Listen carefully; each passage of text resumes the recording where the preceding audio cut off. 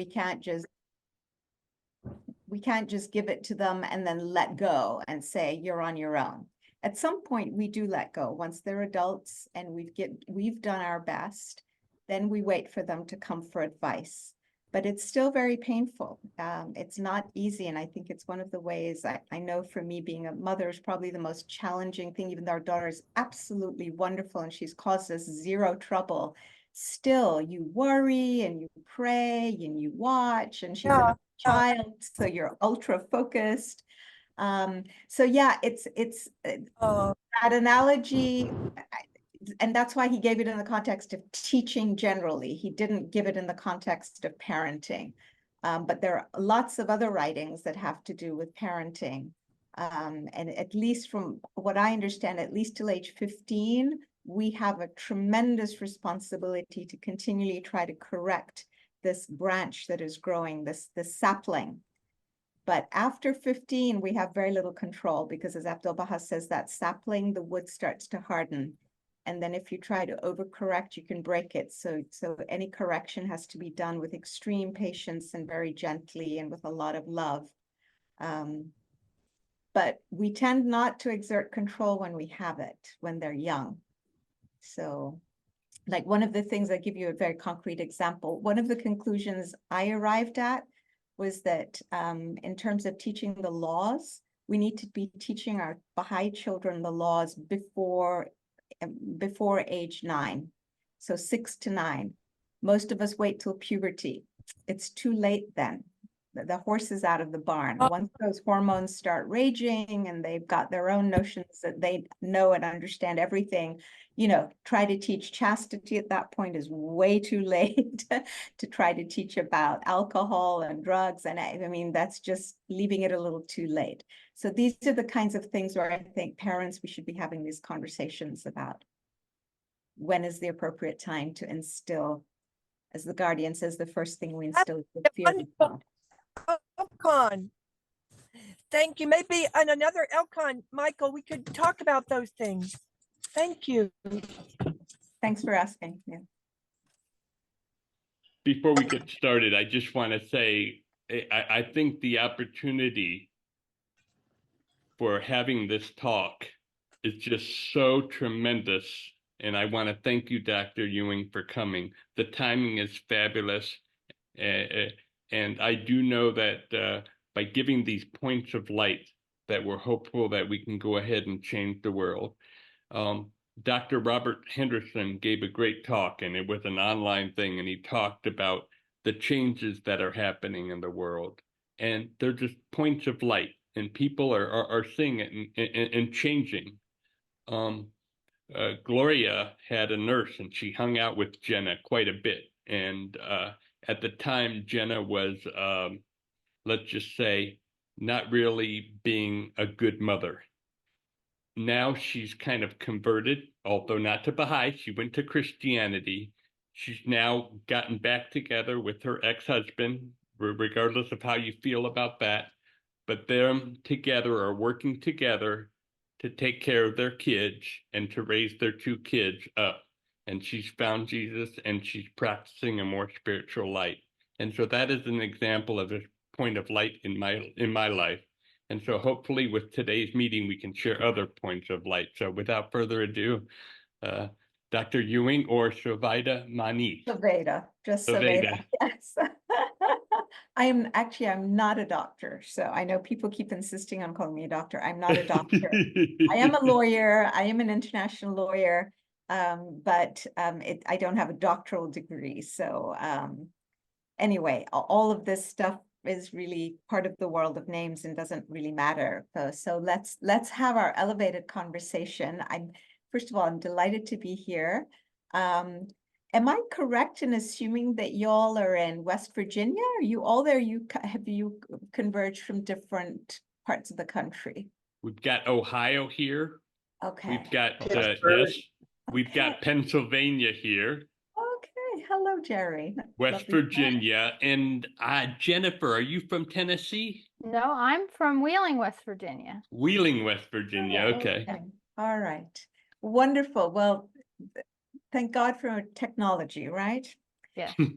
So here we are. So the overall theme that you had asked me to share some thoughts about was peace and global governance. So I have spent the last 4 years of my life trying to correlate the Baha'i writings on global governance and collective security with the needs and challenges of the world we live in, and to try to come up with kind of practical suggestions of how we bridge the gap between where we are, where humanity is and what its challenges are, and that glorious vision that's painted for us, that distant future, what we're aiming for. We all need to have vision in life to know which direction we're heading in. But as Baha'is, we also need to do the really hard work, I think it is, the laborious work of trying to be creative and trying to come up with very practical first steps we can take going towards that direction. What I find, and let me just, is everyone here Baha'i, so you're familiar, or is anybody new to the faith or needs, okay. Because I find in our teaching work, very often we're very good at painting the vision of the distant future. And people look at us with kind eyes and say, oh, you Baha'is are so sweet and you're so idealistic. But how are we going to get from here to there, right? And so that's the work that I think we need to do. And it's really the work that demonstrates to people, to our friends, the relevance of the teachings of Baha'u'llah for today, right? We're not just some lovely religion. So it doesn't become a matter of drawing a lot out of a hat. It is the religion with the answers for today, not because we're better than other religions, but because we're just the latest in a series that's been building on each other. So, okay. Let's start with, I went back and forth. Do you want me to use slides or would you prefer that I didn't? I can do both. Right, let's take a poll. If we get a vote. Okay, yeah, vote. So who would like slides? Raise your hands. Okay, all right, that's most, all right, let's do it. I'm gonna share my screen then. And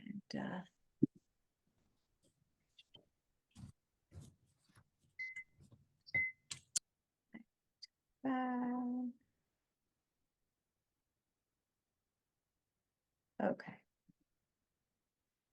Let's start with here.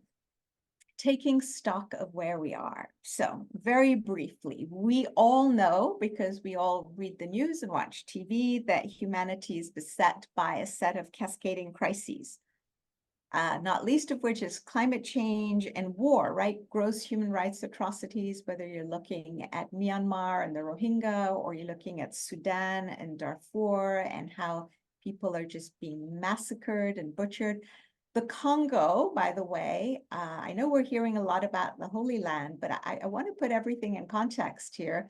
Yes, there are 2.3 million people in Gaza who are being displaced, but in the Congo, the last 10 years, there have been 6.5 million people displaced, plus another 7 million slaughtered in ways that are just as, if not more atrocious than what's going on in the Holy Land. We don't talk about it, but those are the facts. So these atrocities are happening everywhere in the world. Yemen, Ethiopia with the Tigray, and so on and on and on. So we're in a mess. We have pandemics and global financial crises. And with each one of these events, the pain intensifies. So the analogy is exactly what Baha'u'llah tells us, which is that the world is in labor. And we know that with labor, the contractions increase in frequency and in intensity. So for those of us who've given birth, we understand exactly what's going on. We can see it, right? And we feel it.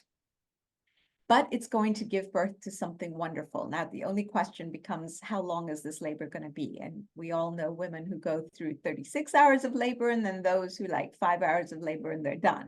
So we want to be done with this as soon as possible so that humanity suffers less rather than more. So when we look at all these calamities, and I want to focus today particularly on the calamity of war, because it's the thing that is in our faces at the moment more than anything, with what's going on in Ukraine and what's going on in the Holy Land. The best way to view them, again, this is everything I say is based on the writings, is that they are tests that are recurring. And we all know just from our individual lives that tests keep coming back and back and back until we learn them. So let's look at these wars, for instance. We had the war in Syria, right? We had a civil war, and look at what happened. We started off by saying, oh, that's just a regional war. That's just their problem. We'll just let them fight it out. But that seemingly localized war spawned a refugee crisis where all these refugees spilt over not only into the surrounding countries, but they spilt into Europe. That act of spilling over into Europe caused two things in Europe: right-wing governments to arise, and eventually it led to Brexit. Now, Brexit was a very significant event, both in the life of the European Union. It was like a divorce between Britain and the rest of the European Union, and it's a significant event in the life of the world. And we see it playing out now, both economically, but also in terms of the security of Europe with the war between Russia and Ukraine. It demonstrated to countries like Russia that it's possible to stick a wedge between European countries, cause disunity and fragmentation, and then try to take over. So these things are actually very significant. Syrian war also created a fertile breeding ground within Syria and Iraq for ISIS to grow, right? And we know what the repercussions of that were. And finally, the Syrian war started the balkanization of the world into two camps. There were newspaper articles being written in 2014 that basically the world is, we're in a proto-world war, because countries were starting to side with either one camp or the other, with basically Russia and the US on two sides, and then other countries arraying behind them. And we were getting very close to clashes with airplanes, military airplanes from both sides, like just nearly missing each other, a phenomenon that we're now seeing between China and the US and the South China Seas, and so on. Then we didn't learn our lesson with Syria. So the lesson being what? That the world is one and interconnected, and we need to come up with a global unified system of governance to stop war. So then we have the Ukraine war. Now, again, with the Ukraine war, when it started, our first knee-jerk reaction was to say it's a regional war. We're just going to butt out. You know, we don't want to start a nuclear holocaust, so we're just going to stay out initially. But look at what happened. You know, when you step back and detach and look and observe, this is what we see. This regional war spawned several global crises, a global food crisis. Within 1 week of the Ukraine war starting, the price of bread in all African countries, all 50, went up. And bread is the staple food that most people live on. So the UN estimated that first year of war in Ukraine, about 285 million people were going to bed hungry because they couldn't afford the price of bread. Why? Because 33% of the wheat of the world comes from the bread basket that is Ukraine. Okay. Also, a good chunk of the world's fertilizer comes from that part of the world. And without that fertilizer, crop yields are much lower. So we're starting to see the interconnectedness of the world. We're starting to see a regional war having global impacts. The second global crisis it engendered was the energy crisis that we all know about, right? So scarcity of energy, because Russia is a major exporter of oil and gas. And so the prices shoot up, the quantity is scarce, and we have to rejigger everything. So that's the second crisis that led through. The third crisis that was spawned by the Ukraine war was this runaway inflation that we saw in our country and in the whole world, and many countries are still dealing with it. I mean, in Argentina, I was just listening to a podcast yesterday. Inflation is running at, okay, get this, 200%. I mean, I can't even wrap my brain around the idea of 200% inflation. And guess how much interest rates are? 60%. Can you imagine? I mean, we complain when our interest rates go up, 0.25 or 1%. These people have a 60% interest rate. Same in Turkey. I think they have an 80% inflation rate right now, and a crazy percentage of interest. Anyway, so inflation was another thing that after post-pandemic with the Ukraine war, inflation just became a global, it was like a virus that spread. Balkanization of the world on steroids with the Ukraine war. So we're seeing now the camps are being delineated. We're starting to get into dangerous zones, the kind of zones we were in before the First World War, the Second World War. So we've got Russia, Iran, North Korea, and China on one side versus the US, Europe, New Zealand, Australia, South Korea, and Japan on the other, right? And then we're waiting to see where other countries like the countries in Africa and countries in Latin America and India fall. Some are hedging their bets and trying to keep both sides happy. But God forbid if war were to start, people are going to side with one side or the other. So the nuclear threat is at the highest it's been since the Cuban Missile Crisis. And the only difference is that we're not talking about it as much and we're not as aware of it, which makes it even more dangerous because we're sleepwalking into a potential nuclear war. So this is all to say, so what were we talking about? The test that recurs, this is the contraction.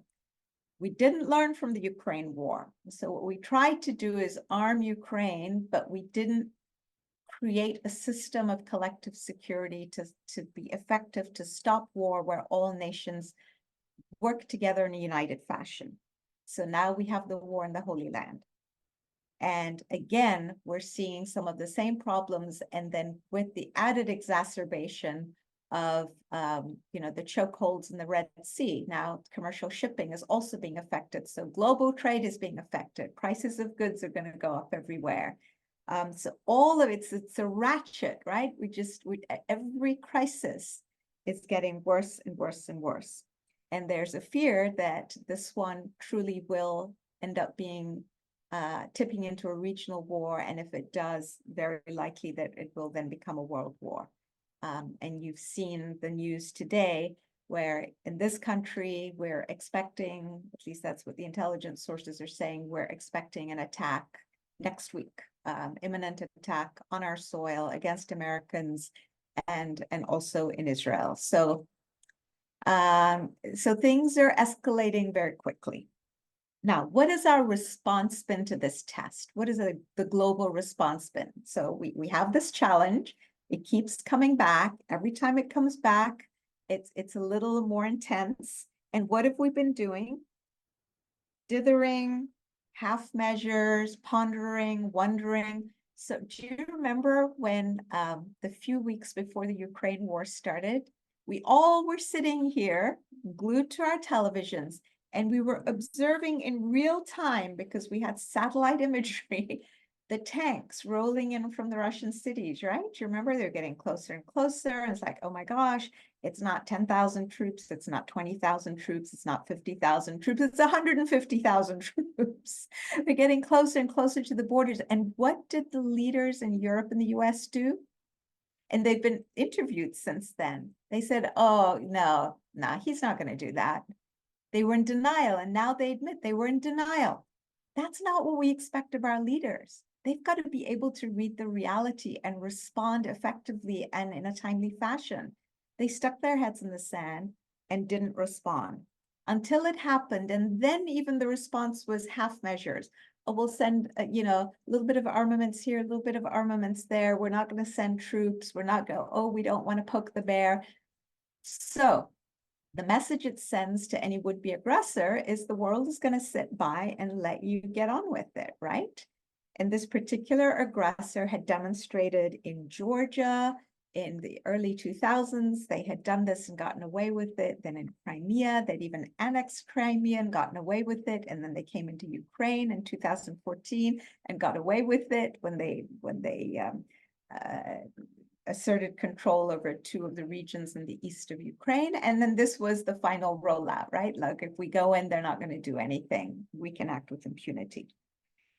So the way I like to envision the response is, you know, when you've got a tsunami coming, it's like having a tsunami and having our leaders say, oh, let's start putting out the sandbags. Well, the sandbags aren't going to do anything in the face of a tsunami. And we're seeing that.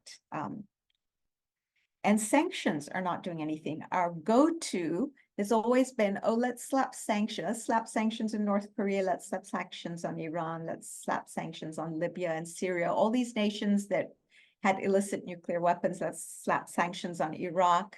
And now it's let's slap sanctions on Russia.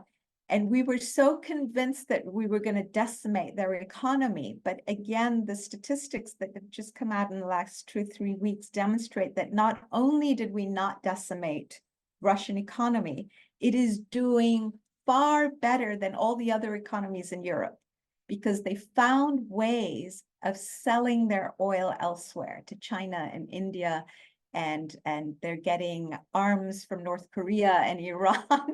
So they bypassed the system of sanctions. Why? Because the world didn't have a unified response. It requires all the nations to be on board together for it to work. So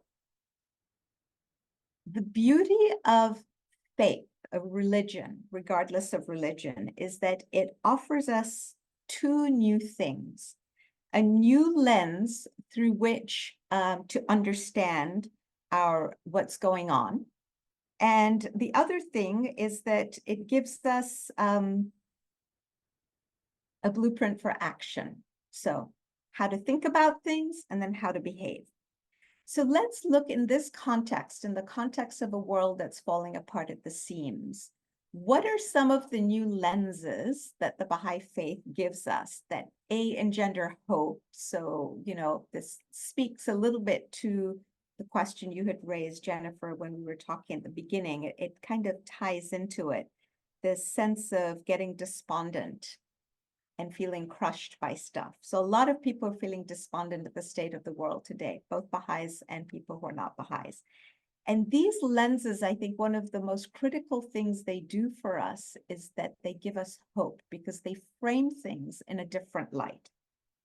So the first lens that we're given is that the history of humanity's evolution is a history of humanity as a whole going through various stages of growth from infancy to adulthood. And that all that's happening right now with all this acting out and bad behavior is just a symptom that humanity is going through a turbulent adolescence. And we know, somebody asked about parenting, right? So one of the things parents do is when our kids go through adolescence, we don't give up on them. We don't throw them out of the house. Why? Because we have perspective, because we know this is a phase and that they need our support and patience and loving help and compassion and guidance, even though it seems like they're tuning us out.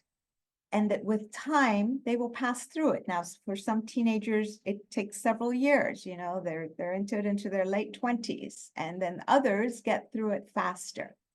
It is different from that analogy we gave before we started this presentation of the clouds. When we teach the faith, we just rain the showers of the teachings and we keep going. We don't stop to constantly check in. We can't do that with our children. We do have to check in constantly. How are they doing? Where do they need guidance? Where do they seem to be going astray? So this is critical, and we need to be doing that in the way we respond to the needs of the human race writ large, to the global community. So the goal here, according to the writings, is to understand that what humanity is going through right now is shedding some old patterns of behavior that no longer serve it as it moves towards adulthood. And it is learning to develop new capacities and new habits that it needs in order to be an adult. So that's the thing to focus on. And we're going to talk about this very concretely. What do we mean by new capacities and habits? And we're going to get very concrete. This is the goal here, because, there's no point just using theoretical language. And building, so just to give you a preface, building a global system of collective security, building a world government along the lines envisioned by Baha'u'llah. These are two very practical, concrete steps that humanity needs to be taking to demonstrate its understanding of itself as a single organism and to demonstrate its maturity. And we're going to come to that in a little bit. But for now, let's stick with the way we frame things. So the second frame that we learn about is that we're being buffeted by two processes that are simultaneous of integration and disintegration. Now, this is a very interesting concept and actually a revolutionary one, because Shoghi Effendi tells us that when Baha'u'llah came, his revelation unleashed spiritual forces that set in motion these two processes. So both the disintegration and the integration have been set into motion by God himself. I mean, just to put it bluntly. And here are the words of the Guardian. He says, first of all, these are spiritual revolutionary forces, this is a direct quote, which are upsetting the equilibrium and throwing into confusion ancient institutions of mankind. So yes, we're seeing that, right? So we shouldn't be surprised or dismayed as we see everything crumbling. It has to crumble for it to be replaced with something new. The Guardian also says that both of these forces are aspects of a single plan whose source is God, whose author is Baha'u'llah, and whose theater of operations is the entire planet. It's like a grand play that's playing out in the world, and the person who wrote the play is God, and the person directing it is Baha'u'llah, and it's playing out everywhere. So we're not surprised as we see all these conflagrations happening in Sudan and Congo and Yemen and Myanmar and on and on, Ukraine and the Holy Land and so on. Now, both these processes are accelerating according to the Guardian. So both are speeding up. So again, we shouldn't be surprised when we see, it feels now like every day when we turn on the news, there's a fresh crisis. As Baha'is, we should be expecting that because we're told both are going to accelerate. And the closer they come to their apex, they're going to accelerate more. And the goal of both the processes, whether it's constructive integrative processes or destructive disintegrative processes, they both have the same goal, which is to sweep away the barriers that have hindered humanity from attaining its goal of achieving its unity. So as Baha'is, we frame what's going on in a very different light. We're not beating ourselves on the head saying, oh gosh, oh, the world is such a terrible place. Yes, we feel for those suffering, and we recognize that this is a result of choices that we, humanity, have made. And now we're going to have to basically pay for it, cause and effect, until we get through this immature phase into maturity. So I want to share with you, I want to wrap up on this particular second lens by sharing with you an analogy that I think might be helpful to you. I have found it very helpful in having this particular conversation about the twin processes with my friends who are not Baha'is. And it's the analogy of how the caterpillar becomes a butterfly. So I'm no scientist, but from what I understand, here you have this earthbound caterpillar that's crawling around and gorging itself, eating as much as it can consume, and constantly shedding its skin until it gets to the point where it just can't do that anymore. And it cocoons itself, right? Now, here's where the really interesting stuff starts to happen. So it's hidden in this cocoon. Two things are starting to happen inside the cocoon that honestly we can't see unless we poke a hole and open the thing up. The first is that the caterpillar starts to produce enzymes that literally cause its own body to disintegrate. It literally destroys its own body. And when I think about climate change and how we're basically destroying our own environment, that's us. That's the caterpillar kind of engaging in behaviors that are very self-destructive, process of disintegration. That's just one example. Or these wars and genocides, right? Same thing. We've got a perfectly good world, and yet we're hell-bent on killing each other and maiming each other. That's very self-destructive. But at the same time, there are certain small groups of cells that have always existed in the caterpillar that are hidden from view that the scientists call imaginal discs. And each group of cells is correlated with a part of the butterfly that is to emerge.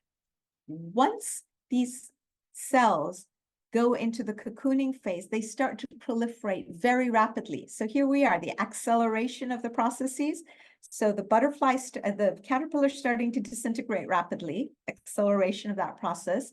But the other thing that's happening is that the imaginal discs are starting to multiply rapidly until there are enough cells for each part of the body, and the body of the butterfly is ready to come together. And once it's all put together and ready to be born, it pokes itself out of it emerges from the cocoon, from the chrysalis.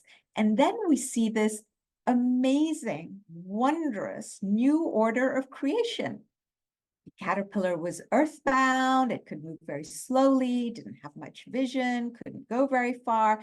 Here, the butterfly can fly, it can rise above things, it can see so much more. It is light and beautiful. And, you can just go with the metaphor and see where it takes you, right? So this again engenders hope, this idea of these twin processes that have to happen together for this new being to emerge. So that was the second framing that faith gives us, that this gift of revelation renewed in the form of the coming of Baha'u'llah gives us Baha'is. And that's why we don't get depressed, right? Our friends get depressed and they look at us and say, you guys are crazy. The world's going to hell in a handbasket, and you're smiling and just, getting on with, and you have this optimistic vision of the distant future, which we do. The third framing is this, and this is something I've done a lot of reading on recently and trying to enhance my own understanding, and I would encourage you all to do the same because it's fascinating.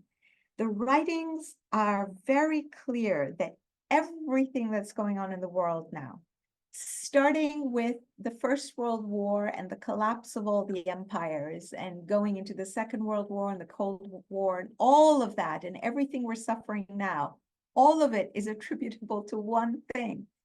And that is, as the Guardian very bluntly puts it, the sins of omission and commission by our leaders, secular and religious, who failed to heed the call of Baha'u'llah.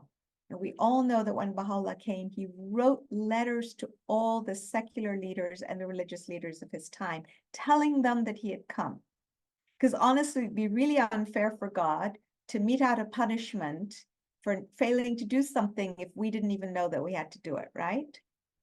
But Baha'u'llah, as the Guardian explains at great, excruciating length, gave humanity every chance. And at the time that he wrote to these kings and rulers, they were in control of 85% of the people of the world. I mean, that doesn't apply today anymore. But for that window of time, when Baha'u'llah came, if they had heeded his call, as Baha'u'llah himself said, the world would have been, basically, we would have had the most great peace.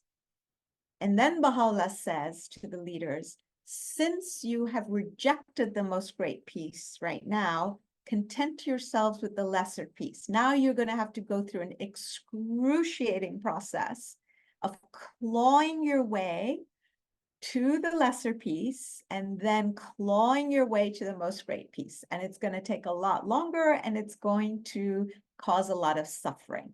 So as Baha'is, we understand that everything we're seeing going on in the world, including Ukraine, including the Holy Land, including the elections that are happening, 70 elections, national elections are taking place this year in 2024. There are 193 countries. So that's more than a third. It's between a third and a half of the nations of the world are being reelected this year. This is a pretty stunning year. You see how everything is converging, right? And if oppressive governments come into power, that's going to kind of accelerate everything, because we're going to have to, everything's going to have to collapse before we rebuild it. So again, a fascinating data point. So the path to the lesser peace, because I was asked to, talk about peace and global governance, is, according to the writings, going to be tortuous and fraught. And it's going to be characterized by advances and setbacks. So this is not a straight path. It's like leaping forward 4 steps and then clawing back down the mountainside, painful 3.5 steps with bloodied hands and limbs. That's the way I see it. And we also know, and this is a direct quote, that these calamities will be prolonged. I'm going to, if we can hold off on questions till the end, that'd be great.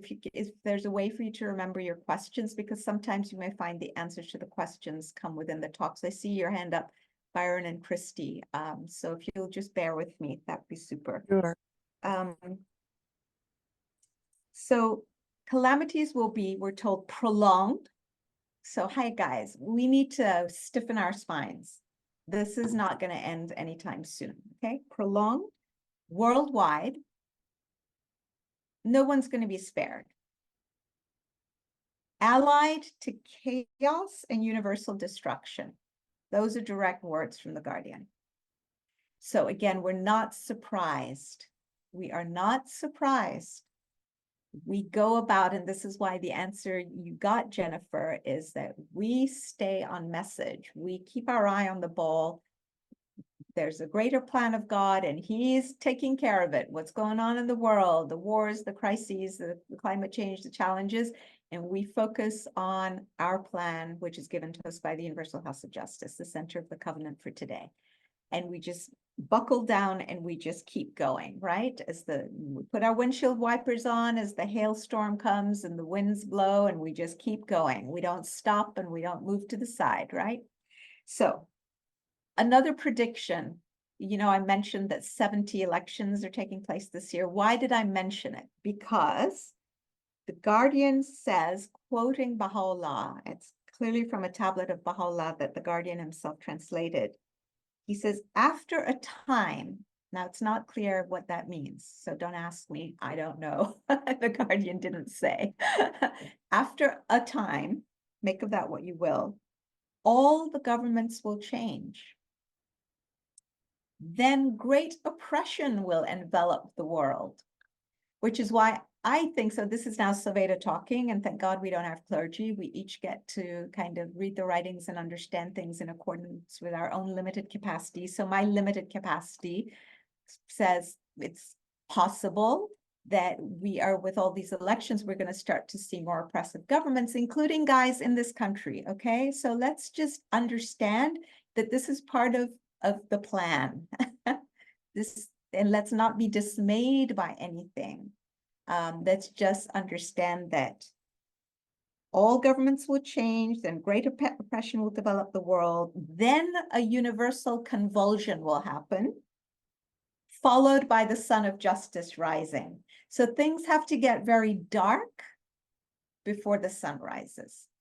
And that's why the Guardian told us that while the immediate future is very dark, and he uses the word distressingly dark, acknowledging Baha'is are not blind, we're not stupid, we're not naive. We see that we're going into a very dark time. But he said, we also know and have conviction and faith that the distant future is immeasurably bright and glorious. That's what we're working towards, creating that bright future. So we're let people get all, have consternation about the current darkness, but we know that this tunnel will end, and we know there's amazing beauty and light at the end of this tunnel, but we also have to work for it, which is why we buckle down and do the work, right? It's not going to come overnight. So The fourth lens is that suffering, which, let's be clear, we have chosen the route of suffering. We didn't have to go down this path, but we've made very poor choices over a long period of time, whether it's with climate change in the environment, whether it's with war and genocide, whether it's with our prejudices, whether it's with our nationalism, you name the problem, we've made and continue to make poor choices that is leading to humanity's suffering. But given that we're suffering, suffering has inherent within it, if we look for it, opportunities for growth. So since we've chosen to suffer anyway, we might as well also grow from it. So what are the ways in which the writings tell us we can grow from it? The Guardian says that here is a series of things that suffering does. It stirs the conscience. Now we're starting to see this. So with the pandemic, we suffered. And one of the wonderful things that happened during that period, at least in this country, and I think worldwide, because we started to see worldwide movements, the Black Lives Matter movement really started to gain traction, and people started to wake up to the whole reality of institutionalized anti-Black racism in this country. And we started to see global protests. I mean, it was pretty amazing, actually. Abdu'l-Baha talks about the spirit of solidarity starting to permeate around the world, that this would be one of the signs of integration. And we started to see it. So to me, that was one of the really good signs. We also saw with the women's, the Me Too movement. Same thing happened, not as much traction as we got with the race movement. Now, with the current wars and genocides, we're starting to see a global movement of protest against war because people's conscience is being stirred. So the role of suffering is what? So people can't stand anymore to see the bodies of these, maimed and destroyed human beings. So stirs the conscience. And then the Guardian says suffering will disillusion the masses. So when large swaths of humanity start to become disillusioned, now we're onto something, because you've got to be disillusioned with the way things are before you're willing to entertain making radical changes. And he says that it will then precipitate a radical change in what? In our conception of what society even is. So we're going to be doing some major rethinking and reimagining.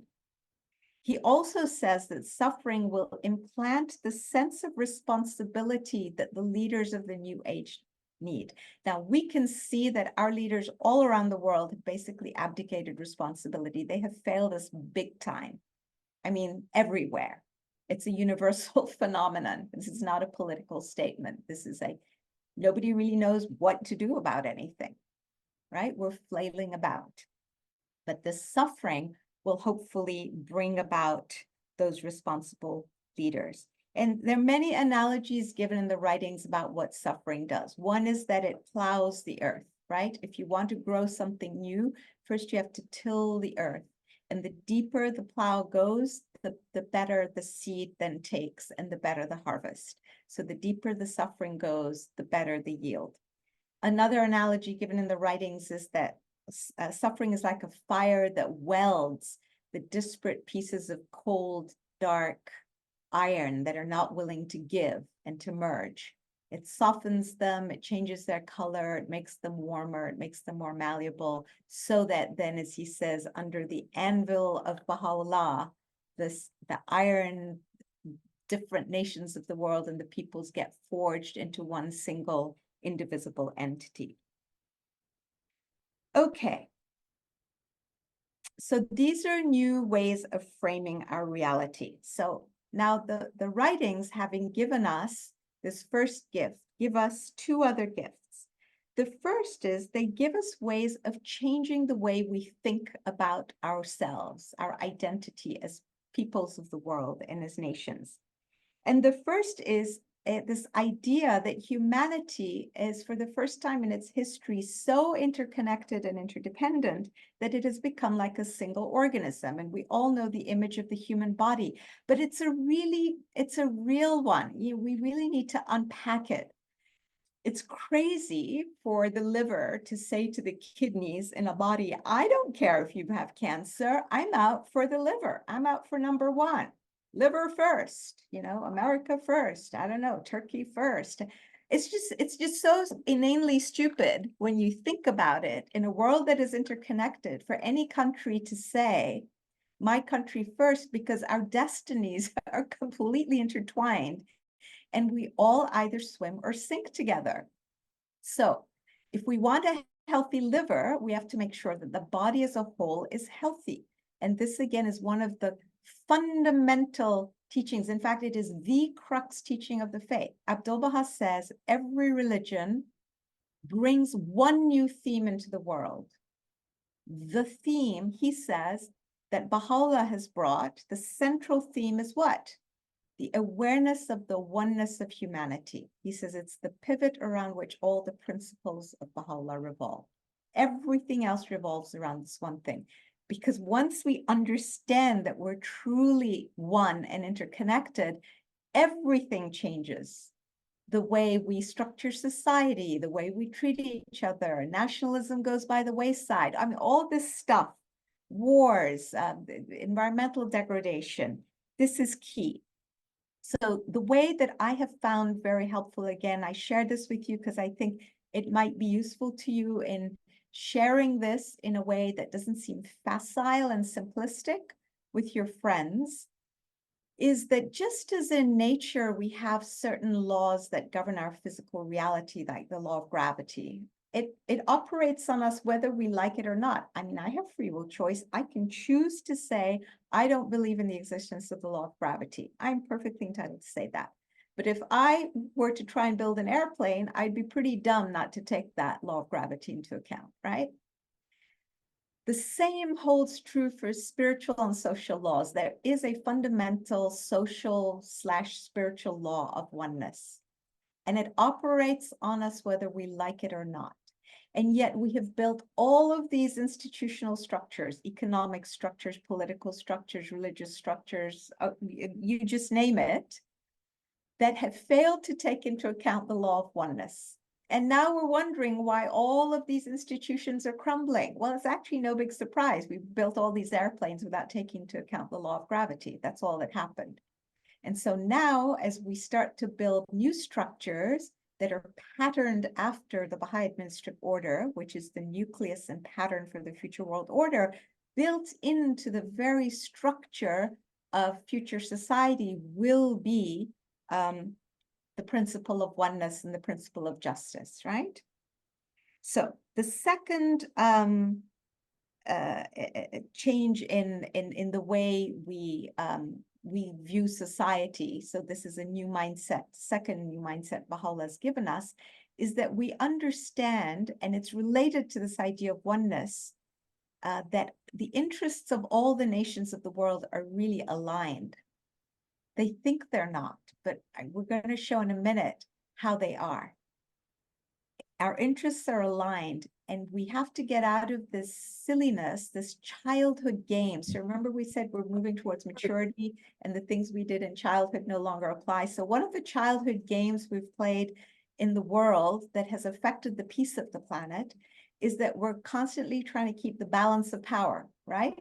Maintaining this equilibrium. We're constantly on this seesaw, and somebody rises a little and we think, oh, we gotta kind of make up for, bring it. It's crazy. It takes up so much energy. There are 193 nations. And so it manifestly doesn't work. So we have to come up with a new system. All right. She's international law. That's her thing. So can somebody mute maybe Byron and Christy? Guys, can you mute yourselves, please? Hi. Oh, thank you. Awesome. Thank you so much. Yeah, it happens. I know, the finger slips. So now the change in habits. So we've talked a lot about mindset. Now let's get to the crux of it. What is how can we find an effective way to stand up to the bully on the playground, whoever that bully is, whoever that nation is that is flouting with impunity international law, building nuclear weapons and in violation of international laws, invading other countries in violation of international laws, committing genocide, committing torture in violation of international law, and so on. So the system is Baha'u'llah's system of collective security. So I'm going to talk about two new habits, new ways of being that Baha'u'llah has brought that are truly revolutionary. The first is the Baha'u'llah system of collective security, which is part of the new tools and capabilities that we need. Now, first of all, what is a system of collective security? It is a system of running the world that ensures that nations will never enter into war. So it's preventative. You stop conflict from starting. And then in the event that conflict starts, you ensure that you nip it in the bud as quickly as possible before it grows into a massive problem, and you restore the peace as fast as possible. So that is a working definition for today's purpose of collective security. So what are the contours of Baha'u'llah's proposal? So here's what Baha'u'llah recommends. He says you start with a core group of the world's leaders. They must possess this core group. So I don't know what a core group is. I'm sure it's a question in all our minds. Is 4 enough, 5 enough, 6 enough, 10? I don't know, but he says a core group.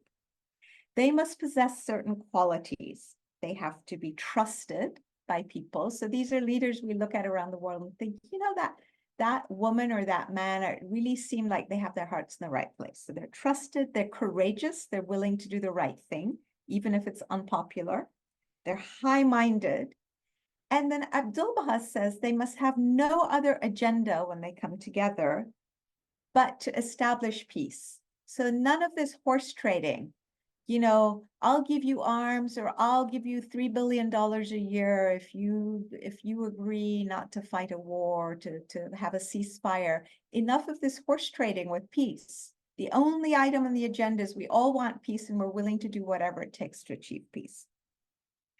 Now, having met, they must deliberate and agree on come to an agreement. And Abdu'l-Baha actually talks about several things that should be on the agenda. So one of the very interesting things that he says they must decide on is that they must agree to a final delineation of the borders of all countries. Now, I find this fascinating because this is the work I do, international law and dealing with global challenges. 80% of the world's wars are fought over borders. And many of those border conflicts are in a quest to gain access to natural resources, like energy resources or minerals that we need for batteries or timber or things like that, right? Sand is one of the most sought after commodities in the world. Tens of billions of dollars worth of sand industry. We need sand for lots of things. So he says they must agree on the final borders. They must agree on how they're going to relate to each other. They must agree to limit the amount of arms that each nation has. And each nation is allowed to only have the amount of arms that it needs to maintain order within its borders. Anything in excess of that has to be destroyed. So, which brings us to who's going to supervise the destruction. And we're going to get to that because Baha'u'llah has this whole schema for a world government, including a world legislature, which to my mind would be responsible for overseeing things like the destruction of the excess armaments of each nation. Now, once this agreement has been reached, one of the agreements must be that if any nation of the world arises and flouts anyone or violates any one of the provisions of this agreement, all the nations will arise against it. Now, it's important, therefore, to get all the nations to sign on to this agreement. So we said you start with a core group of leaders. Once they've come up with a good draft agreement, Abdullah says they must then take it to all the other leaders in the world and get them to ratify it. So everybody has to sign on. So this is now a global agreement that is binding on everyone.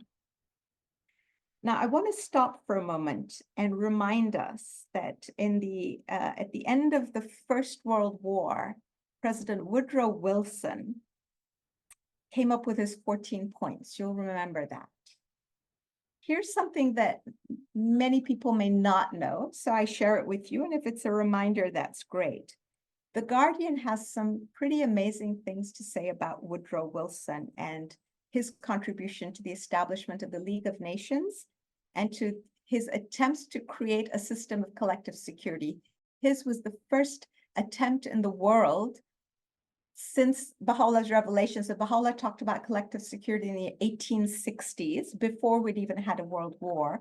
Woodrow Wilson is the first world leader who is trying to actualize the how do we bring about a system of collective security. I seem to have lost. Yeah.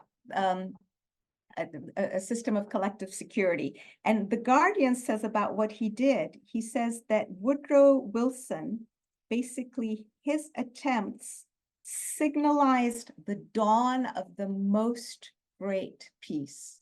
Isn't that amazing? Not of the lesser peace, but of the most great peace.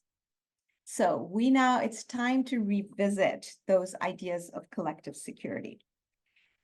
This core group must also agree to dispense with war as an instrument of international relations. So when nations disagree, which they always will, we don't fight. Instead, we have a world court that needs revamping, and we take our differences and have the world court adjudicate and pass judgment, and then we agree to abide by that judgment. So this is basically the nub of Baha'u'llah's vision of collective security. Now, there's a lot that could be said that I'm not going to go into, but I want you to imagine what would have happened in Ukraine and in the Holy Land, just to take the two most recent examples of global regional conflagrations that can each still turn into a world war. And that is the fear that either Ukraine, this could blow up, if Russia and NATO get into a fight, or in Iran and the United States, all of these potentially nuclear armed nations, with China and Russia also being nuclear armed. So we're standing at really at the edge of an abyss right now, and it's pretty much touch and go. From day to day, we don't know what's going to happen. So so what would have happened if we had had the system of collective security in place?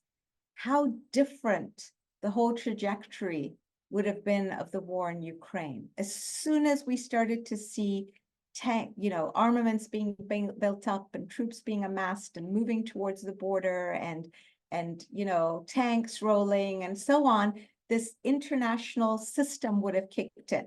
Now, the international system requires a standing force. And so I want to move us to this next idea of the second revolutionary idea from I'm going to skip over this.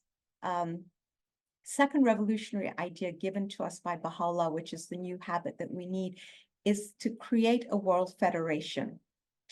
Now, this is interesting. Abdu'l-Baha, when he was visiting the United States in 1912, was approached by a high official of the US government and asked for his advice. The guy told him, I want to serve my country. How best can I serve it? And Abdu'l-Baha told him, he said, you can best serve both your country and the world if you export the principles of federalism upon which the US government is based to the world, because the world needs to be based on a federal system. So you'd asked about Switzerland, Michael, at the beginning of our conversation. So here's Abdu'l-Baha in 1912 telling them to do this. I want to give you an interesting factoid. almost 100 years to the day. It was actually 99 and a half years. In the middle of the world financial crisis, it was in 2011, European officials came to the United Nations for advice on how to solve the euro crisis. And the treasury officials of the United States sat down with the central bankers from Europe, and they didn't they didn't take out their financial spreadsheets. They didn't talk about, policy making, monetary policy, and none of that, fiscal planning. Instead, they gave them a copy of the Articles of Confederation and a copy of our Articles of Federation, of our Constitution. And they said, look, we, the United States, we're in the same bind you're in right now. We too were a confederation, very similar to what the European Union is. And we realized, we had debt problems and we had financial problems, and we realized the only way of solving them was to integrate further and become a single nation, a federal nation. And now we're a nation of 50 states with a strong central authority to deal with collective matters that affect all states. You guys need to go back to Europe and think seriously about moving towards a federation.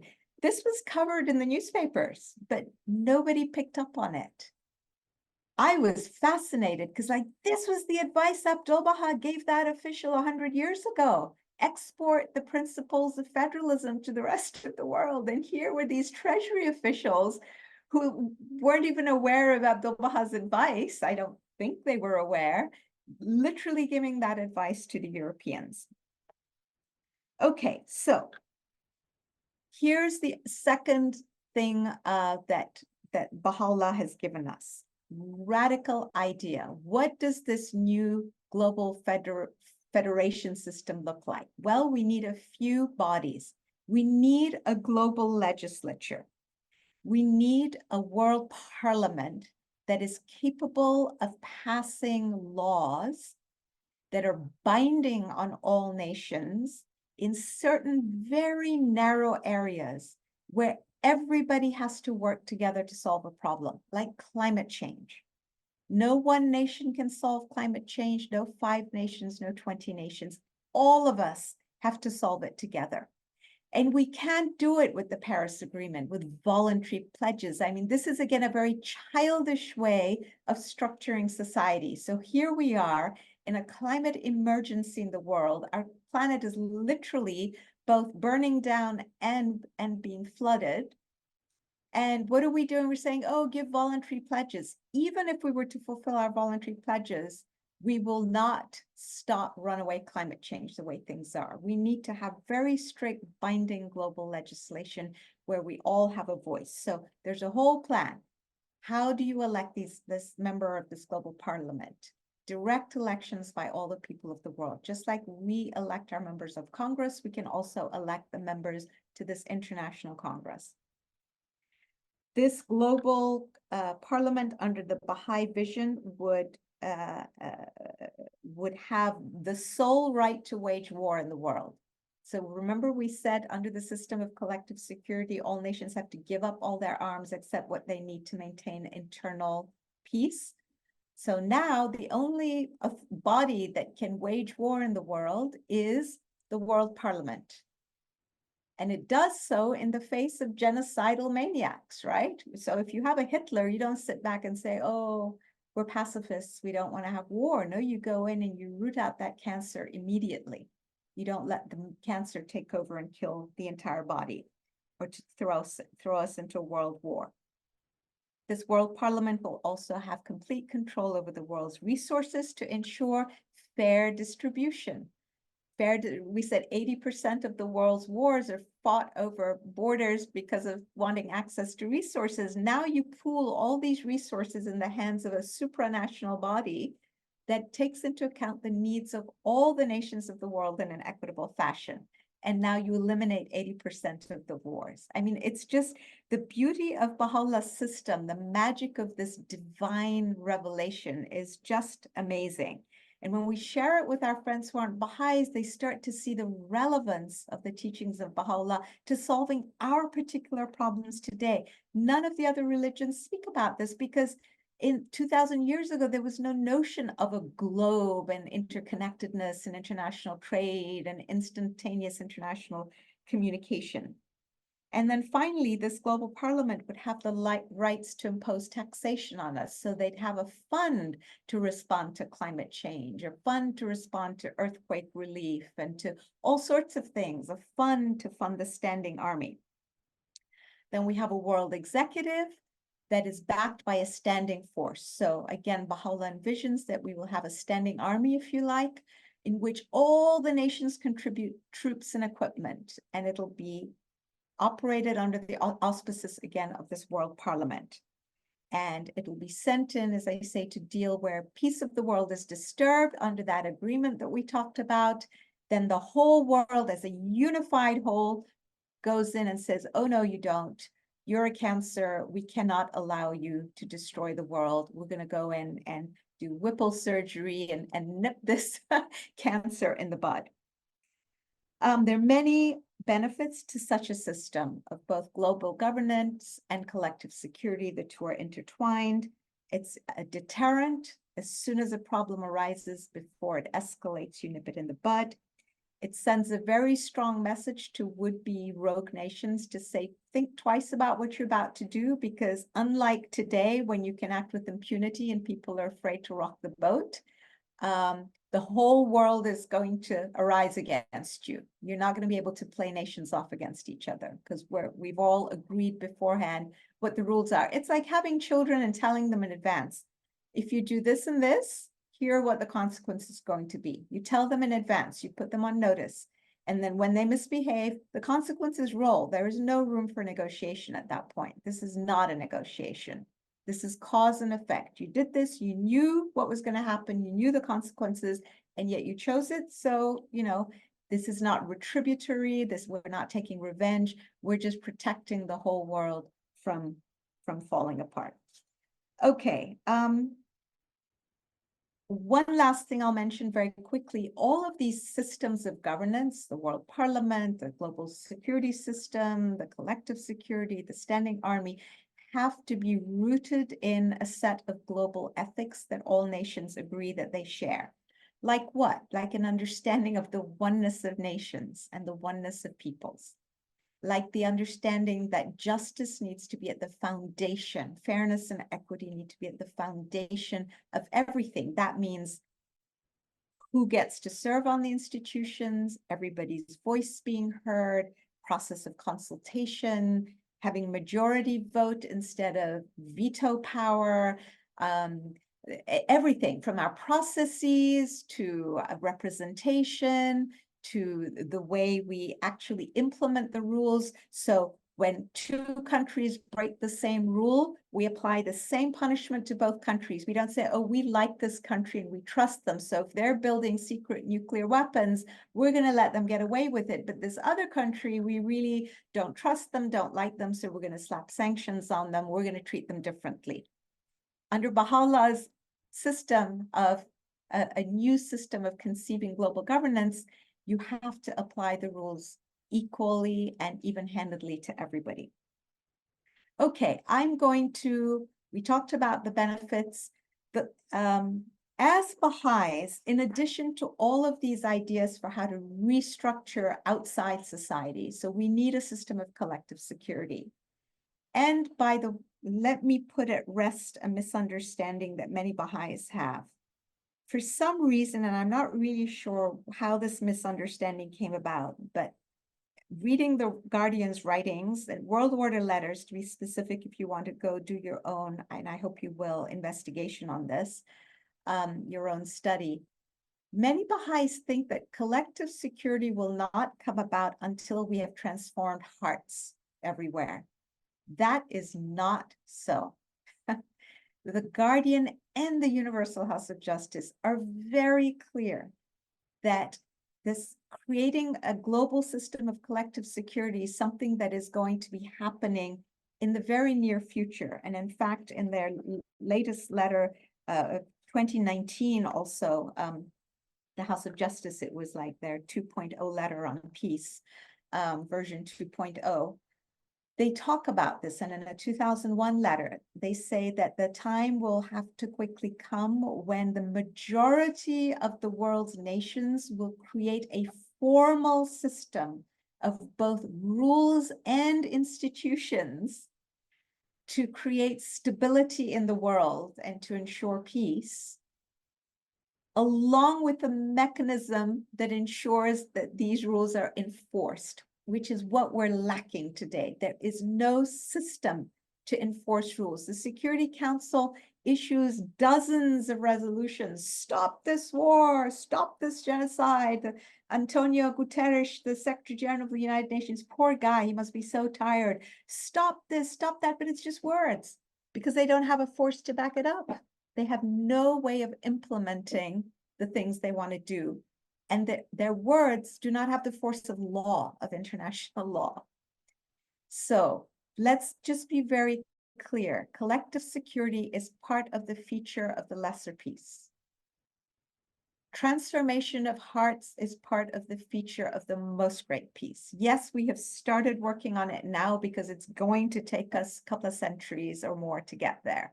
Because it's, as we know from our institute processes and so on, it's a painstaking process. We're not getting millions of people just declaring overnight, right? It's painstaking, which is why, again, going back to Jennifer, it was easy to get disheartened 10 years ago.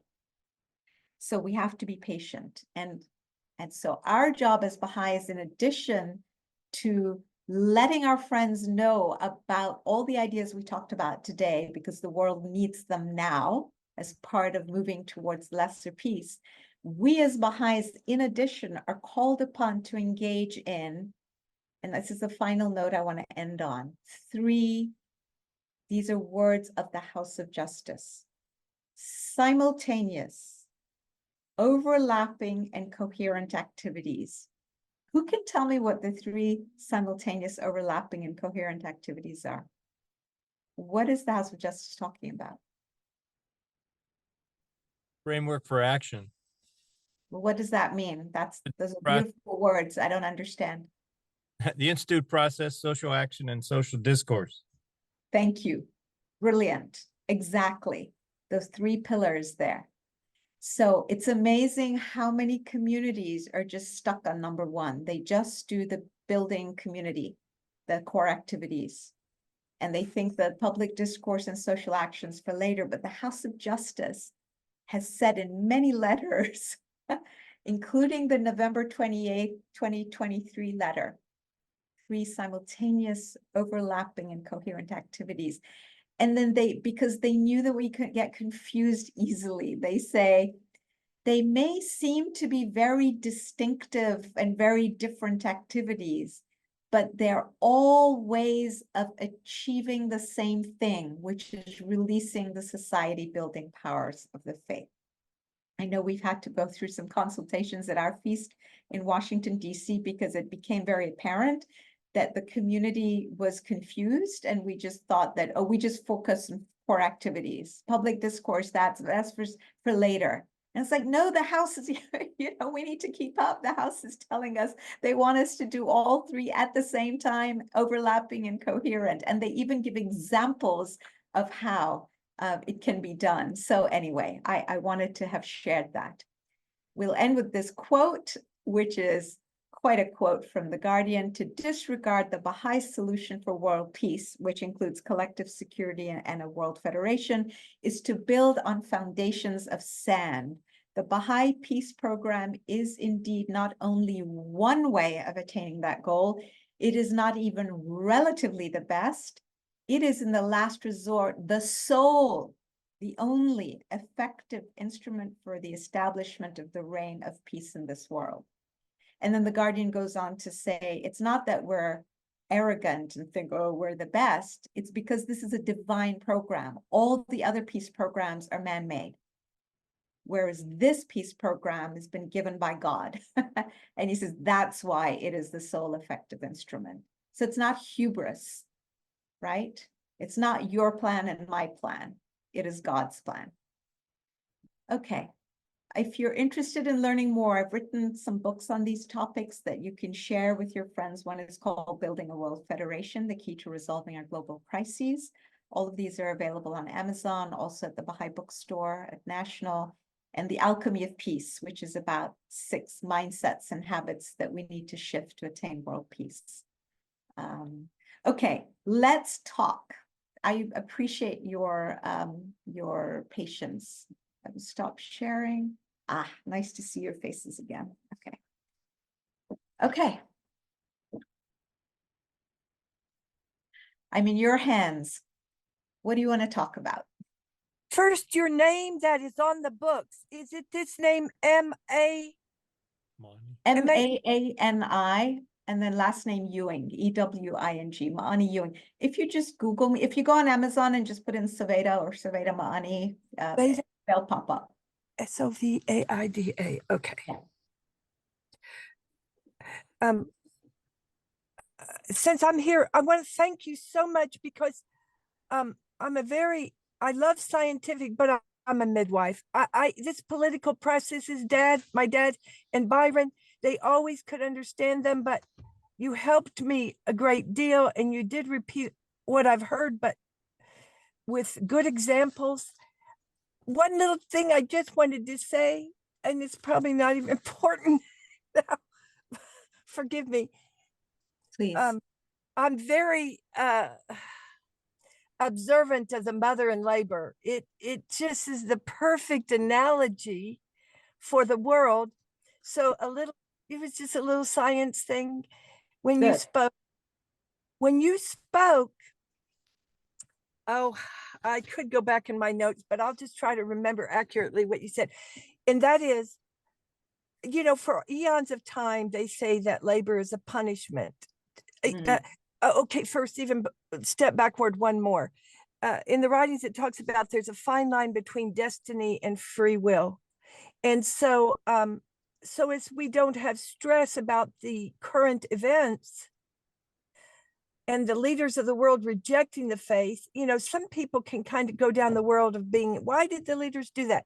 I don't think that's important to think like that, but that we see the divine hand is exactly as it should be, sort of.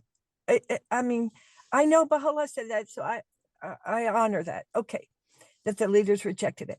So back to the laboring. The way labor really works, it astonished me how the baby technically, you see the movies and the baby just comes out fast. Oh, it's not like that. If it's the first delivery, the baby comes down, it goes back. This crisis and victory compilation. I love that. I love that. Backs and reverses. Yes. And that's all I wanted to say, that you have helped us to weave together the logic, just like my dad. My dad and my parents are Knights of Baha'u'llah, and he always talked about everything about the Guardian and how the Guardian thought. You remind me of him. So thank you. Oh, thank you. You're so sweet. We don't read the Guardian enough.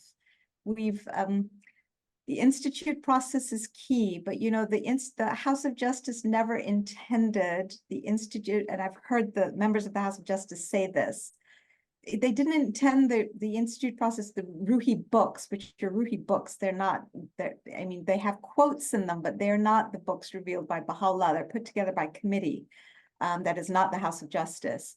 They did not intend them to replace our study of the writings, Baha'u'llah's Abdul-Baha''s and Shaykh Effendi's. The Ruhi books are just the very basic, bare minimum knowledge, especially for new people coming into the faith, right? It was supposed to be a system to help people learn more about the faith and deepen. But we've kind of, part of the human condition is to be lazy. And so we take our Ruhi books and we study, and we're happy that we've studied them and then we're done. But we really need to, the only way to understand the forces at work in the world today is to study the writings of the Guardian.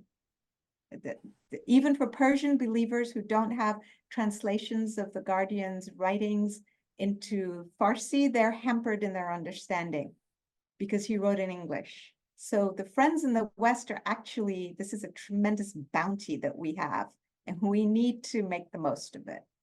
So, sorry, there's a fly in this room. I'm sorry, I'm just going to get up. Thank you. Yeah, you're welcome. Yeah, thank you. Night of Baha'u'llah, where, if I may ask? Cape Verde Islands in West Africa. Oh, lovely. Yeah. Yeah. And the more the time goes by, and then I talk to these older Baha'is that want history, the more I realize how remarkable what they did was. Yes.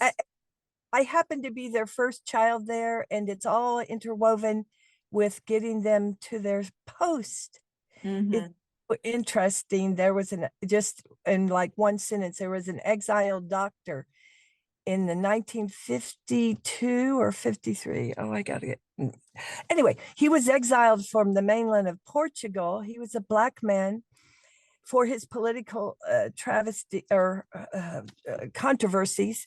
And my mother had been to these doctors around the world when they did other pioneering. And he just said, let me just go in and do this. And Mr. McCants said at my mother's funeral, said, that was her gift for pioneering. And I do believe that, she finally was able to achieve her heart's desire with the children, Yeah. That's wonderful. Well, Yeah. at some other time, maybe we can talk. My father also left Iran in a quest to go open, be the Knight of Baha'u'llah for the Chagos Islands in the Indian Ocean. And Oh, he tried valiantly, but could never get a visa to get on the island because the whole island was basically a rubber plantation. And the only people they allowed on were people whom they literally were going to treat as slaves on the plantation, and they were very suspicious of this Persian lawyer who wanted to come and work on a rubber plantation. They were convinced he was a spy, the Brits were. So anyway, but he ended up pioneering the Seychelles initially, and then in Kenya, which is where I was born. So oh, and who knows, our parents may have known each other for all we know. So. know your father's name again? Will you say His name is Maani, and he passed away in his pioneering post in 1962, just a few days Oh, before I was born. But my mother stayed, and anyway, it's a long story, but yeah, very interesting. It's all part of the history of the faith. Yeah. yes. Oh, yeah. So, anything else, Jennifer? Yeah. There's something I loved your talk, by the way. And I mean, the way you took these general principles and you really outlined them and gave us a lot of specific examples and the slides and it's just and the examples of current events and how they could kind of implode and also feeling that we can have hope even and that this acceleration of both processes is what's intended and that we don't have to, be terrified that but every time we talk about, I'm in a group and we talk about the fact that the leaders of Baha'u'llah's time did not accept him. And so there was no greater peace. Well, I can't think of the term. Is that the right term? It doesn't sound right. No, yes. Most great peace. Rejected the most great peace. They rejected the most great peace. And then I always think somewhere in the back of my mind, but why do we all, the common people, have to suffer all this time because half a dozen leaders in Baha'u'llah's time said no, And I've always kind of struggled with that. But then the part of something that you said in your talk made me think about how we are the analogy that, and it isn't just an analogy, that we're part of the same, it's like we're all the fingers of one hand, like Abdul Baha would say, or we're the cells of one body, and it's like, those world leaders, maybe they're the liver and we're the heart or something. And if they make a mistake, we suffer because we're all part of the same human body. And so I have to have that suffering too. And maybe I need it to purify me. Like you said, we all have to be purified. But I've always kind of resented that. It's like, why do I have to suffer? Why do these men and women have to die on battlefields because somebody 150 years ago said no to Baha'u'llah? And that always pains me, but you somehow made me feel more at peace with it, and I don't even know how, but the alchemy of what you did there, something you kind of put it all together for me. And I think it has to do with we're all the cells of the whole body. And Yeah. so, I'm responsible. It almost sounds like original sin, but in a different way. And I don't know how to say what I mean. Well, It's like and we sinned and we have to suffer, but somehow it's okay. And I'll Yeah. stop talking now. But no, this is a fascinating thing. So actually, I recently gave a talk for Baha'i Faith Modern Perspectives entitled "Why is the World Hurtling Towards Disaster and What Will the Final Outcome Be?" Because I was fascinated by this question. And so I want to unpack a little more because it might help you more. So I ended up only talking about the punishment aspect, but what the Guardian actually says is that there are two, he calls it a judgment of God, has two purposes. One is the punishment for the failure to recognize Baha'u'llah. But the second, he says, is an act of supreme and holy discipline. That's one way he describes it. He also describes it as the purging and purification in order to, and this is what's really interesting in terms of you and me, in order to prepare us for a glorious destiny that God, our loving Father, doesn't want us to squander. So he says that God, out of his intense love for us, isn't going to let us give up this birthright. He calls it a birthright of this glorious destiny of us recognizing our oneness and coming to unity because of our immaturity. And so this, it's like when a parent punishes their child, it's a punishment, but it's also a correction, so that the child eventually, as they mature and grow, can live a full life and not decimate their lives, say, by going on drugs and then just destroying their entire life, right? So as Abdu'l-Baha says, when you see your child about to drink a cup of cyanide, you don't plead with them and sit and have a rational conversation. He says you knock the cup out of their hands, right? First, and then you do what you need to do to educate them. So this is that act of knocking.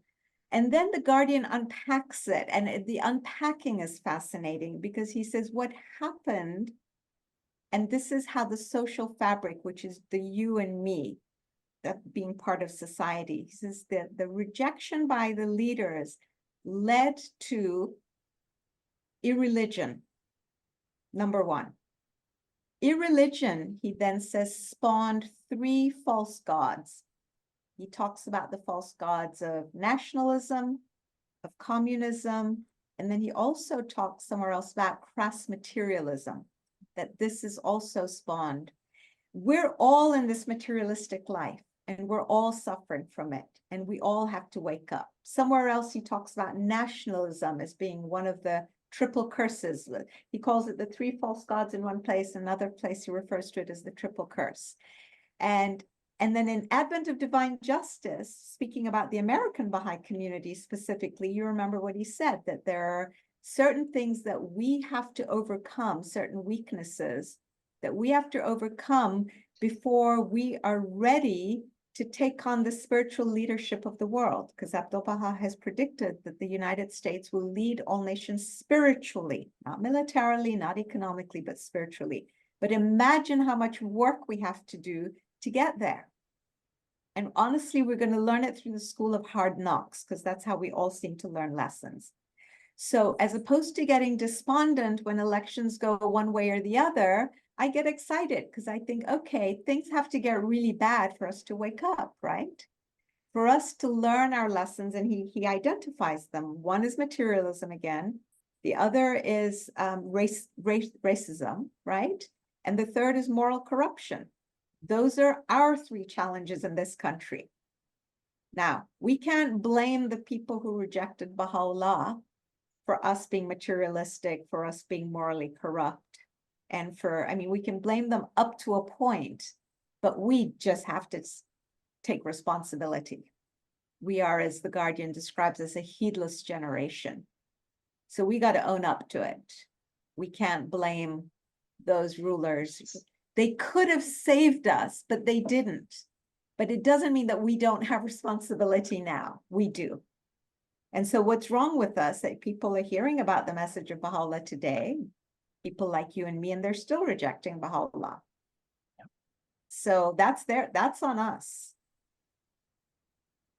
So it's all very interesting, and so that's why it's important to read all the writings in conjunction with each other, and not just focus on one. And thank you for raising it, because it is otherwise leads to this conundrum of, oh my gosh, I'm having to suffer for the sins of someone else, and it isn't quite so. They could have saved us from a lot, but they didn't. And so there's partly punishment, but to a large extent, it's purification that we're going. And another thing to think of is that these rulers, I mean, they had power, but they were immature people. They were not, they were childish people. They were a product of very backward and just immature societies. So why would they accept him? I mean, it would have been kind of a miracle, and a few people sort of did. I mean, like, the Queen of England, said if this is a good thing, it will prevail, and all of that, But these men primarily were products of their society. These were not enlightened people, even though they ruled armies and stuff. So why would they have accepted him? So, they were part of the society the same as we are. So I mean, it's interesting to think about. I think about this a lot for some reason. But the other thing, so another like factor, data point to add to all of this as you think about it is Baha'u'llah says it would be very unfair for God to expect something of us if we didn't have the capacity. And therefore, he assures us we all, including those rulers, did indeed have the capacity, and we do today, to accept that otherwise, it would be, he says himself, it would be the height of injustice for God to send a revelation when we're not ready for it, reject it, and then punish us for it. That's like oppression galore. So he says, let's all be very clear that we actually do all have the capacity, and we're making choices not to. So how do you pronounce your name? Shaden. Shaden. Yes, I think actually it's this discussion about the rulers, and I agree with, the rulers were the product of humanity at that stage of teenager. So, and then like you were saying, as a loving parent, we tell, I've had 2 daughters, now they're adults, but they were teenagers. Like you were saying, we cannot wash our hands. We repeat them that they have the capacity to do the good things, knowing they will not. So I think actually if I want to do responsibility to somebody, I would not put them on the kings and rulers, because the Bab said to his followers, if you accept him whom God shall make manifest, within two years, the whole Persia would be under the thing, and within a more few years, the whole world would be under the banner. And these were the followers of the Bab, and they failed. Yep. The majority of them failed, because I was wondering, why is Baha'u'llah writing always peoples of Bayan? Some people are saying there are very few. Why? It's because they had the potential to spare us all this. Then Baha'u'llah himself, he said, if my followers really followed what I'm saying, the whole world would be under the banner during my lifetime. And they didn't. So we have a collective risk. The poor leaders, I mean, I know God will judge them, but I think that it's really worth. And then Abdu'l-Baha said the same thing. I remember when he came to the United States, when he left, of course, this is he knew that, but he was telling us that he was expecting the leaders in the church to attack the faith. And this didn't happen. Because he says, if you have done your job, this would have happened. And then the Guardian, when he called the 10-year crusade, everything you look at now, Universal Health Justice is calling us now. It says that what we need to do in this plan is similar to what the people did in the 10-year crusade. So I think the responsibility, there's a lot to share among all of us. And I think it has to do, it has to do with the fact that we are all teenagers in a sense, and we are growing. One last thing I want to say is, first of all, thank you so much for the talk. And I think how critical it is. And I'm in academia, and the thing I'm doing right now is I talk to my colleagues and everything. And I realize when we tell them that, just to tell them the picture that the world is disintegrating because it needs to go that way for a new thing to happen, they all go, wow, I never thought that way. And I think we need to share that. It's critical for them. We at Baha'is is like fish in the water. We think it's obvious. People, it's revolutionary, Exactly. absolutely revolutionary. Exactly. Yeah. And one last thing, it seems to be a small group because as we were talking, I also was born in Africa because my father was Knight of Baha'u'llah from Morocco. Oh, Yeah. So wow. we should have a club. Yeah. Say his name. Say Oh your my father's name. God. And then when I was telling my daughters, they were watching King Arthur and the Knights, and I Yes. reminded them, that's fantasy. You know, your grandfather was actually the knight that matters. Exactly. So you knew the Ahdiya family? Yes, yes, Oh the my gosh. So they Ahdiye, served at the World Center when I was yes, growing up there. They yeah, the were Ahdiye, custodians. they were all there. You know, my father when he left, you know, I was born in the middle as a result of in the middle of the 10-year crusade. But Oh my gosh. yeah. So when did you leave Morocco? We leave Morocco because we were expelled from there when they saw we were Baha'is. So, and then my parents went to Algeria, and after some time, they were again expelled by being Baha'is. And but what's amazing with my brother, we always say, you know, they really, you know, these Knights of Baha'u'llah, I mean, those were they embodied, they answered to the call, Yes. and they just left, and Yeah. they were intoxicated. You know, I'm still wanting by the confirmation.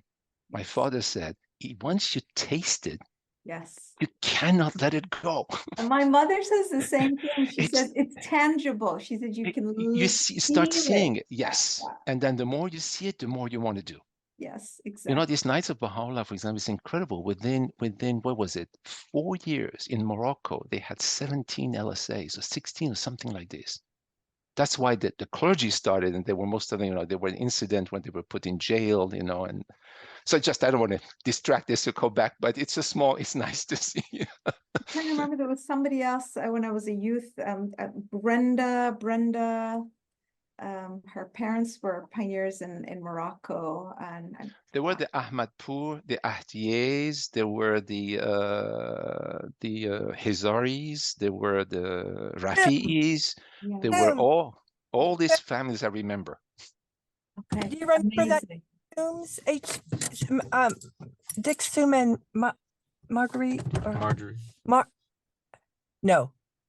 Anyway, they went to Morocco, but I think there was 2 groups to Morocco, my dad used to say, or something. I don't know. The meeting ground of the Persians and the Americans. Yeah, yeah, that's lovely. Well, it's been such a delight to meet Yeah. you all and get to know you. This is a lovely treat. Thank you, Michael, and whoever was involved in organizing this, really, for Thank a you very much. spiritual feast. Yes, indeed. In closing, there was something that came up on my pilgrimage that's very relevant to this conversation. There's a quote of Abdu'l-Baha that says, one and all the nations of the world would arise against the faith. And then the Knights of the Baha'u'llah, or it says the Knights of the Lord, reinforced by the legions of the covenant, will arise and give truth, behold, what has befallen the tribes of the defeated. It's almost like that quote. So I was on the pilgrimage and I asked that question. And Mr. Natavani said, oh, Christy, I asked the guardian the very same question. And this has to do with the birth process again. He said, at this time, all of the nations of the world, now, of course, it's pilgrimage, but Mr. Natavani explained this to me. All of the nations of the world would arise against the faith, and we would be cut off from the house of justice. But that would be intense, immediate, and overnight, whatever that means. So what's really cool about the birth is the woman is in labor, the head goes back and forth. The midwife or the doctor is trying to protect the body. And then all of a sudden the head pops out very quickly and you almost have to hold the body so it all doesn't come too fast. So Yeah. there'll be a similar process, I hope. This is actually in the books. The Guardian is you very. have it. This is not about the quickness of it. That's a pilgrim note, and that we don't have that in writing, so that's just a pilgrim note. But the Guardian writes that every single people, every nation, every people, and every denomination will arise. He doesn't say may arise. He says every single one. He assures us will arise in opposition. It may not all happen simultaneously. It may happen seriatim, and we don't know what order it will happen in, but it will. Which is why, again, I feel that right now in this country, we need to start preparing ourselves as a Baha'i community for opposition. And I worry a little because I think we're a little out to lunch. We're not prepared enough. There are a whole bunch of things where, you know, they're going to try and skewer us. And if we're not solid in our faith and don't know who we are and why we believe what we believe and where we're coming from, people are going to be able to sow seeds of doubt in us. Yeah. And the Guardian has warned that he said, when the tests come, the tree of the faith will be shaken violently and the leaves that are not strong will fall to the ground. So I just keep praying that you know, please help me to be a leaf that holds on hard, you know. That's why you were saying it's important to read the writings and deepen. Yeah, absolutely. I had I know time. I'm sorry. I know time is going, but one thing that we would have been interested to address this is in the writing to see how when this world government of lesser peace comes, the role at the same time that the Universal House of Justice would have, because you know it's referred as the last refuge of a tottering civilization. So at some level, I haven't seen, I'm looking for it to see how the interaction would be. We don't know. We don't know. And that the question has been asked. The question was asked of the Guardian and of the House of Justice, and both have responded that this is something that will need to be figured out over time and that we shouldn't spend our energies because there's no way we can figure it out. Like, and at different stages, and the Guardian says it'll depend on like what percentage of the population of a country is Baha'i, and then how many states eventually become full Baha'i states, and what percentage of the nations of the world. So at every stage, the relationship between the House of Justice and the world government is going to be different. And at some point, the two will somehow then we'll have church and state, and it's going to be very interesting to see how that all plays out, right? What is the Baha'i concept on church and state, and how much they overlap or not? But at different stages, there'll be different things. And we're told that eventually it will all merge into one.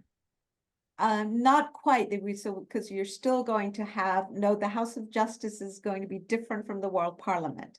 Okay. World Parliament, where the members are elected by all the peoples of the world. Right. The Universal House of Justice will be the spiritual head, but they will also legislate, but on matters of faith. But exactly who does what and how the two interrelate, none of us knows. I would not. Well, I guess what I'm thinking is it will merge into one system, one unified system. One system, but with each, but exactly who plays what role in the system and how, you know, like on issues of, you know, war and collective security, who makes the decision, and, you know.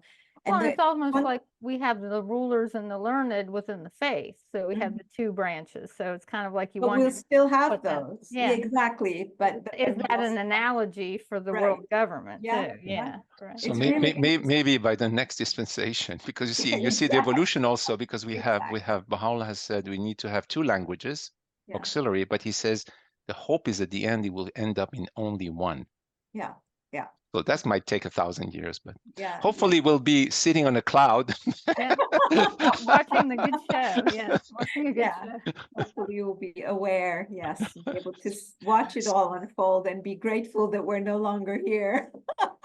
Speaking of clouds, I hope for Monday, because we're waiting for the total eclipse. We hope that the clouds go away. Yes. Go and drop your rain at the neighbor, not here. Unless it's spiritual rain. Yes. Okay. Thank you so much. That was amazing. So much. Lots of love to all of you. Thank you. Have a great night, everybody. Yeah, you too. Stay safe. Thank you. Aloha. Aloha. Bye-bye. Bye. Bye.